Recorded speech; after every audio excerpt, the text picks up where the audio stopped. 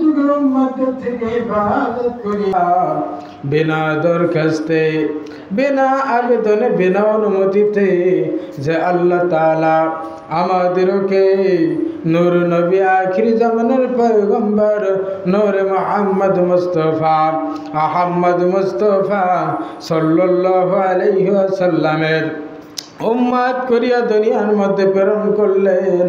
ওই আল্লাহ তাআলা দরবারে আবার জোরে সোরে শুকরিয়া আদায় করে বলে আলহামদুলিল্লাহ।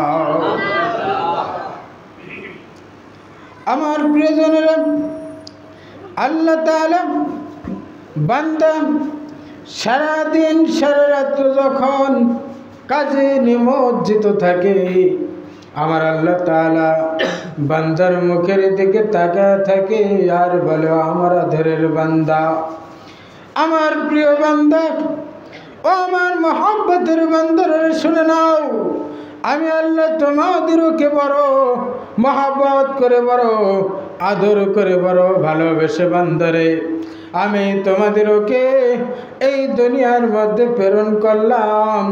বান্দারে আমি তোমার মুখের দিকে তাকায় থাকি, আর বান্দা তুমি কোন দিকে তাকায় থাকো? বান্দারে সারাটা দিন চলে গেল, সারাটা রাত্র পার হয়ে গেল, কোন সময় বান্দা তুমি একবার আমি আল্লাহ তাআলার আল্লাহ বলে ডাকলে না। ও বান্দা শুনে নাও, আমি আল্লাহ তাআলা তোমার প্রতি এত কষ্ট লাগে, এত কষ্ট লাগে।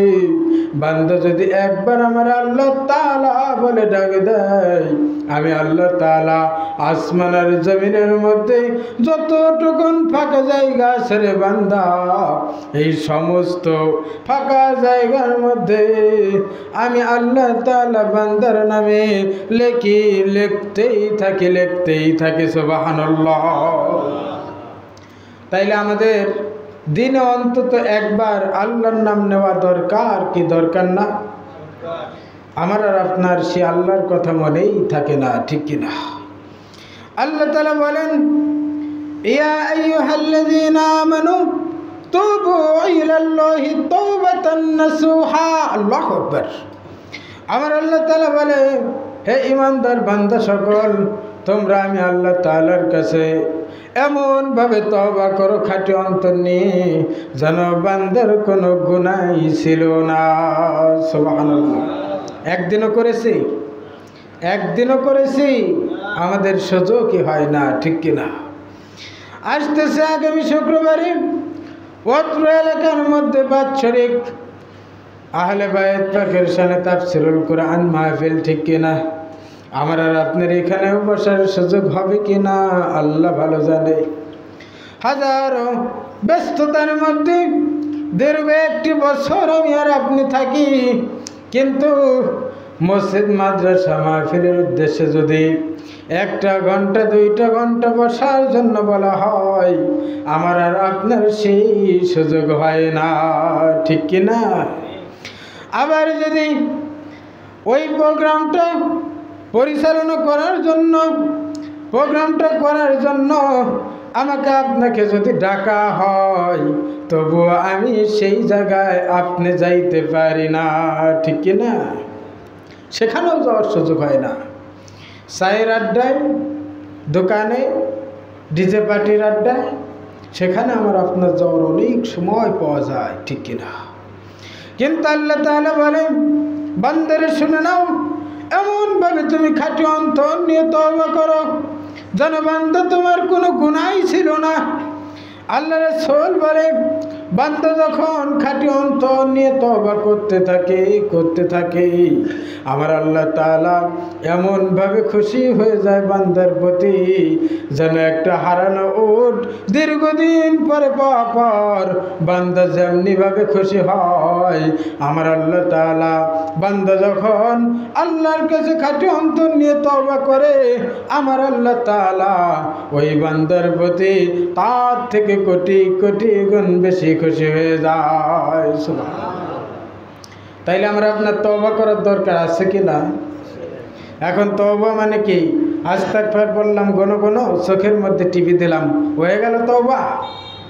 তওবা মানে রব্বুল আলামিন এই যে সারাটা দিন পার হয়ে গেল, রাতের গভীর রজনীতে, ও রব্বুল আলামিন, আমি সারাটা দিন কিভাবে পার করলাম রব্বুল আলামিন, তোমার কাছে আমার এক দফা দাবি, আল্লাহ যে পরিমাণ অন্যায় করেছি পৃথিবীর কোনো মানুষের কাছে তুমি কয়ে দিও না রব্বুল আলামিন।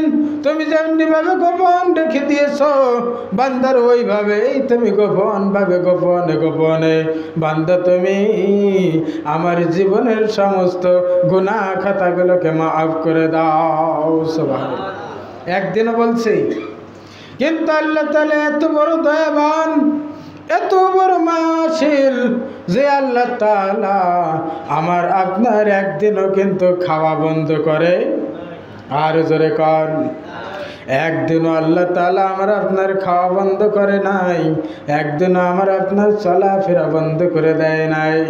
যেমনিভাবে লকডাউন হলে পরে গোটা বাংলার জমিন বন্ধ হয়ে যায়, লকডাউন হলে পরে, হরতাল হলে পরে যেমন গোটা পৃথিবী বন্ধ করে দেওয়া সম্ভব, কিন্তু আমার আল্লাহ তাআলা যদি মনে করতো বান্দারে তুমি আমার সঙ্গে না ফরমানি করো, বান্দারে তুমি আমার ডাকো না, বান্দারে তুমি আমার কাছে তওবা করো না, মাথা নত করো না, দুনিয়ার মধ্যে লকডাউন ডাকলে পরে, হরতাল ডাকলে পরে যেমন সব বন্ধ হয়ে যায়, ও বান্দা আমি যদি হরতাল ডাকি, আমি যদি লকডাউন ডেকে দেই, বান্দা তোমার সব কিছু আমি বন্ধ করে দেব, তোমার এই গলা দিয়ে সামান্য এক ডোব পানি আমি আল্লাহ নামতে দেব না।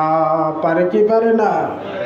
কিন্তু আল্লাহ তাআলা কোনোদিনও তো করলো না, বরং আল্লাহ তাআলা বলে, বান্দা আমি আল্লাহ তাআলা তোমার রিজিকের দায়িত্ব তোমার জন্মের 50,000 বছর আগেই আমি আল্লাহ তাআলা তোমার মায়ের পেটের মাধ্যম দিয়ে, তোমার মায়ের মাধ্যম দিয়ে বান্দা আমি আল্লাহ তাআলা আগে রিজার্ভ করে রেখেছি। সুবহানাল্লাহ।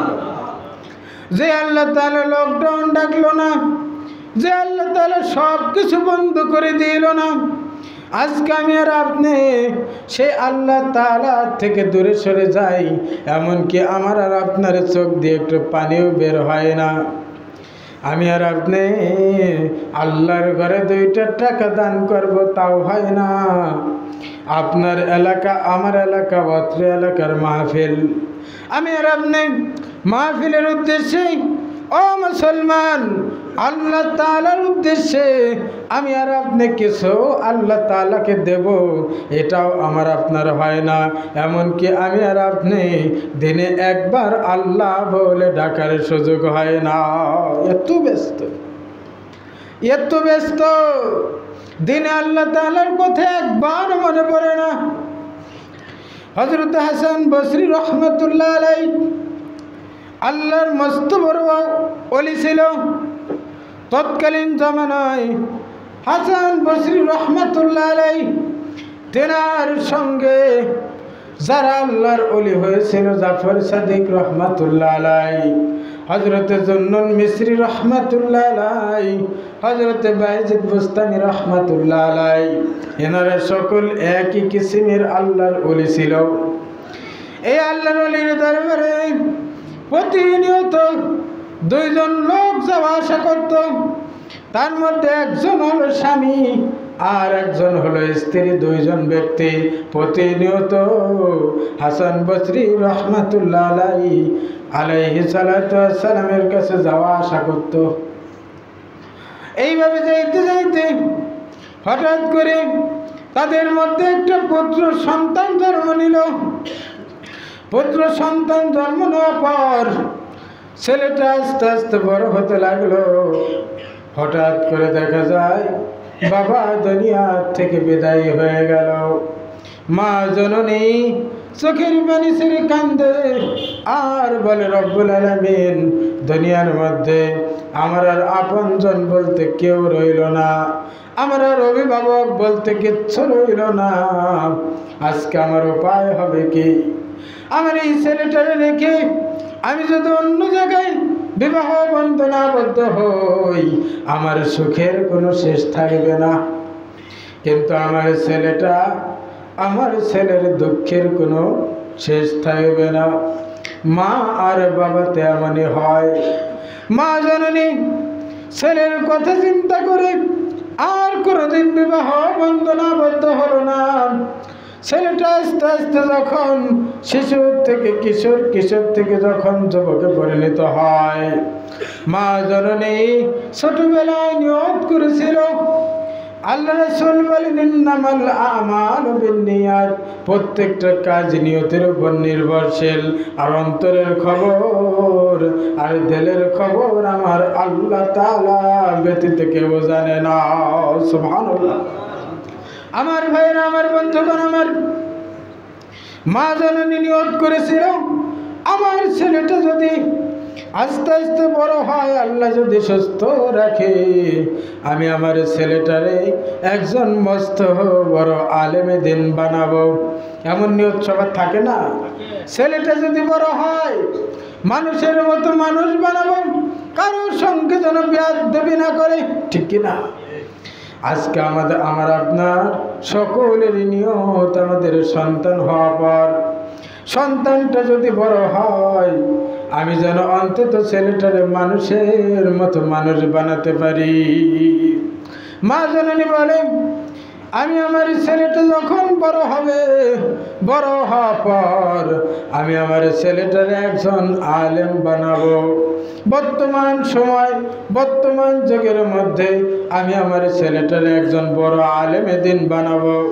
কিন্তু দুঃখের কি নির্মম পরিহাস, ছেলেটা যখন আস্তে আস্তে বড় হতে লাগলো, শিশুর থেকে যখন কিশোর হয়ে গেল, কিশোর থেকে যখন যুবক হয়ে গেল, ছেলেটারে যখন মাদ্রাসায় ভর্তি করানোর জন্য মা জননী বারবার আর্জি করে, ছেলে বলে, মা গো, আপনার কোনো কথাই আমার ভালো লাগে না। কেমন ছেলে মনে হয় এই এলাকার মধ্যে নাই? আমার মাটি পাড়ার কথা বলতেছি। ও মুসলমান, মা জননী যখনই ছেলের একটু উপদেশ দেয়, ছেলে কয়, তোর কোনো কথাই আমার ভালো লাগে না, আমার কাছে কিচ্ছু বলবি না। মা জননী চোখের পানি ছেড়ে কান্দে। মা যখন চোখের পানি ছেড়ে কান্দে, আল্লাহ, আমার স্বামীরেও তুমি নিয়ে গেলে, একটা মাত্র সন্তান, যার দিকে তাকায় আমি আমার জীবনটারে বিলীন করে দিলাম, আর আমি আমার সুখের দিকে তাকাইলাম না, আর আমি বিবাহ বন্ধনাবদ্ধ হইলাম না। রব্বুল আলামিন, আপনার কাছে আমার এক দাফন দাবি, অন্তত আমার ছেলেটারে আপনি একটু ভালো বানায় দেন। এইভাবে যখন মা জননী কান্দে, আস্তে আস্তে ছেলেটা মদের আসরে, মদের আড্ডাখানায় গিয়ে অন্যান্য খারাপ যুবকদের সঙ্গে যখন মিলেমিশে যায়, মিশে যাওয়ার পর যখন যুবকেরা একসঙ্গে বসে যখন এই মদগুলো পান করে, মদ্য পান করার পরে ছেলে মাতাল অবস্থায় বাড়িতে ফিরে আসে। মাতাল অবস্থায় ফিরে আসার পর মায়ের সঙ্গে রাগ ব্যবহার করে।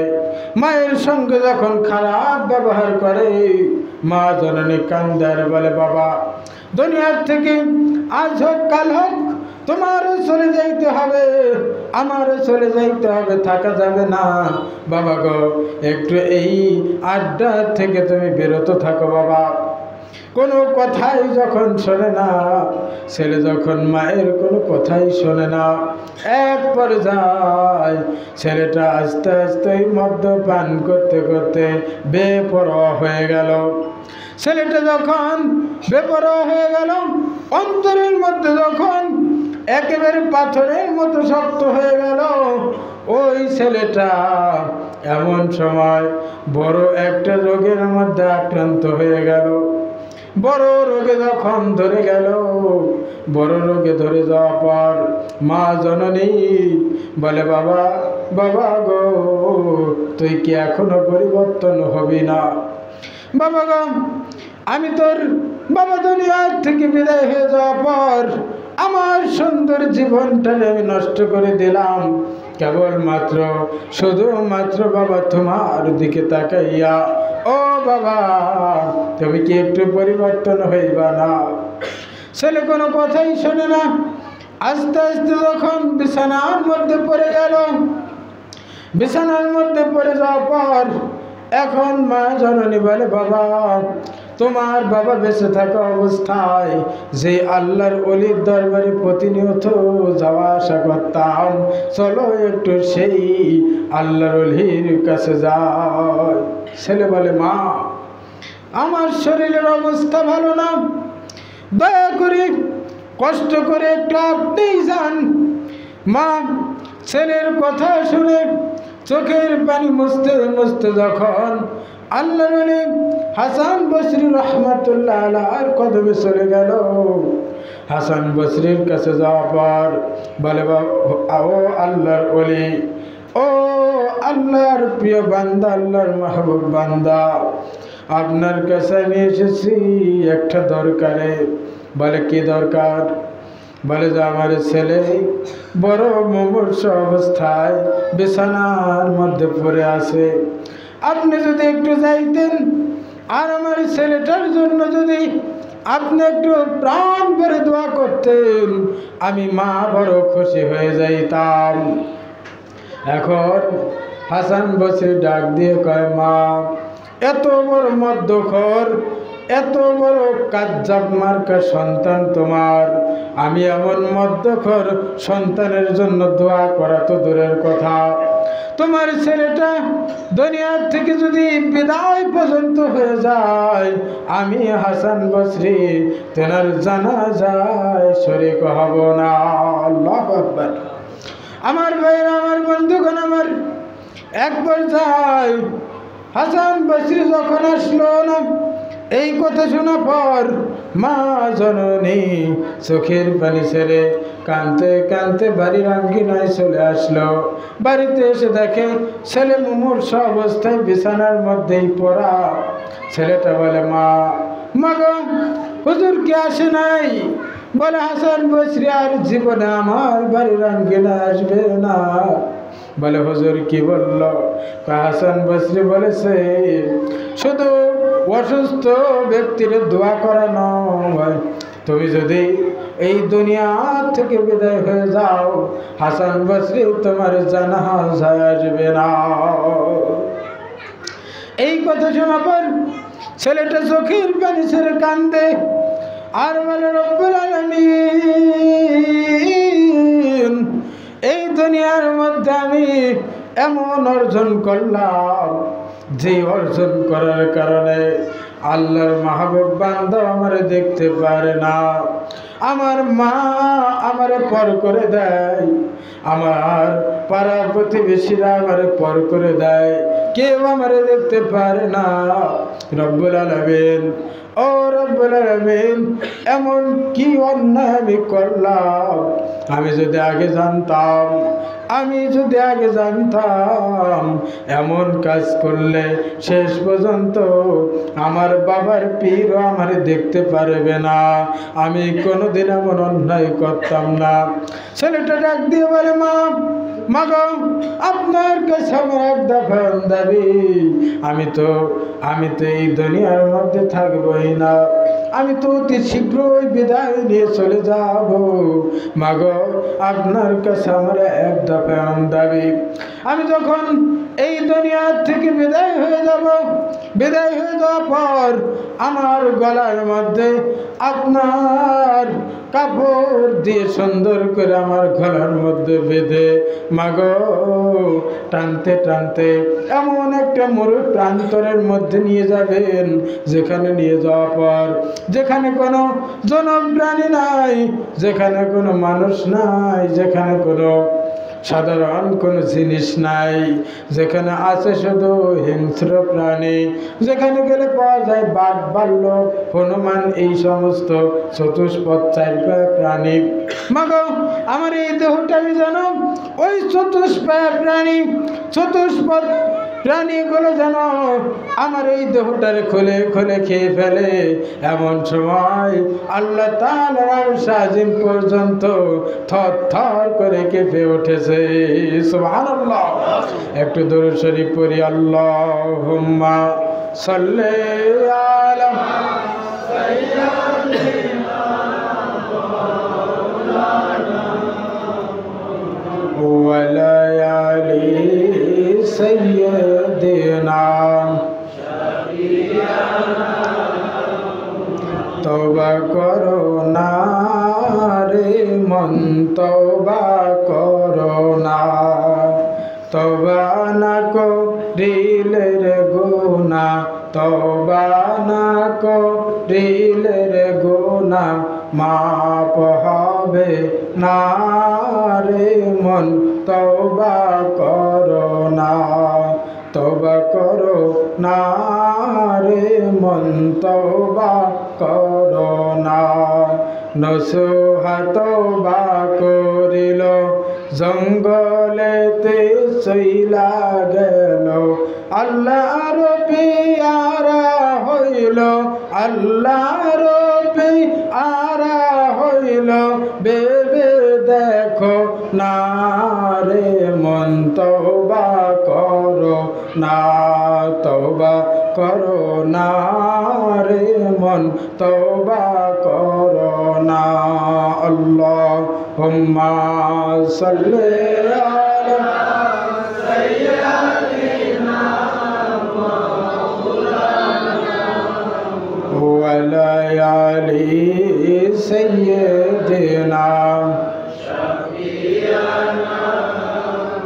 আমার ভাইরা, আমার বন্ধুগণ, আমার বলতেছিলাম যে কথা, আল্লাহর আরশ পর্যন্ত যখন থরথর করে কাঁপতেছিল, এমন সময় আল্লাহ তাআলা ইলহামের মাধ্যম দিয়ে হাসান বসরি রহমাতুল্লাহ আলাইহিকে জানায় দিল, ও আমার মাহবুব বান্দা, ও হাসান বসরি, শুনে নাও, শুনে নাও, তোমার এলাকার মধ্যে ওই যে মধ্যকর সন্তানটা ছিল, মা জননীকে সামনে রেখে আমি আল্লাহর কাছে এমন ভাবে তওবা করেছে, এমনকি দেহটারে চতুষ্পদ প্রাণীদেরকে দিয়ে খাওয়াই দিতে চেয়েছে। ও হাসান বসরি, শুনে নাও, শুনে নাও, আমি আল্লাহ তাআলার বড় মায়া লেগে গেছে, আমি আল্লাহ তাআলা ওই মধ্যকর বান্দাকে আমার অন্তর থেকে মাফ করে দিলাম।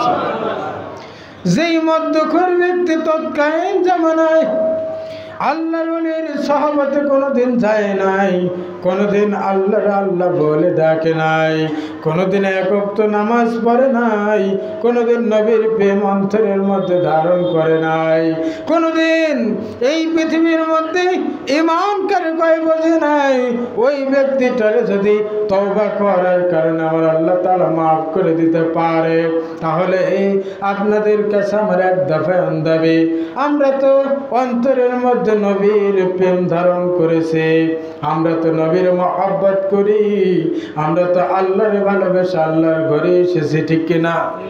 তাহলে আমরা যদি খাঁটি অন্তর নিয়ে আল্লাহ তাআলার কাছে মাফ চাই, আপনাদের কাছে আমার এক দফা দাবি, তাহলে আল্লাহকে আমাদের মাফ করবে কি করবে না?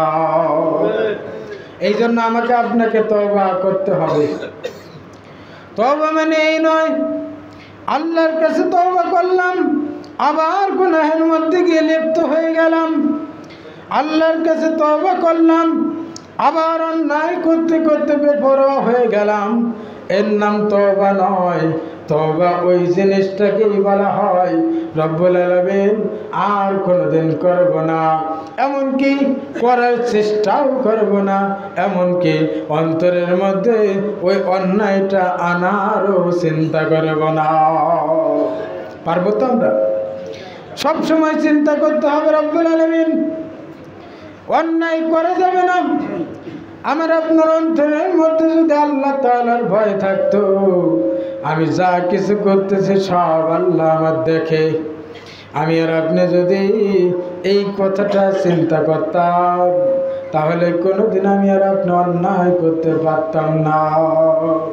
এই জন্য আল্লাহ তাআলা যেন আমাদের সবাইকে, আমাদের সকলকে যেন আল্লাহ তাআলা বেশি বেশি করে আল্লাহর কাছে পানাহ চাওয়া, তওবা করা, কান্নাকাটি করার মতো তৌফিক দান করেন। সকলে বলে আমিন।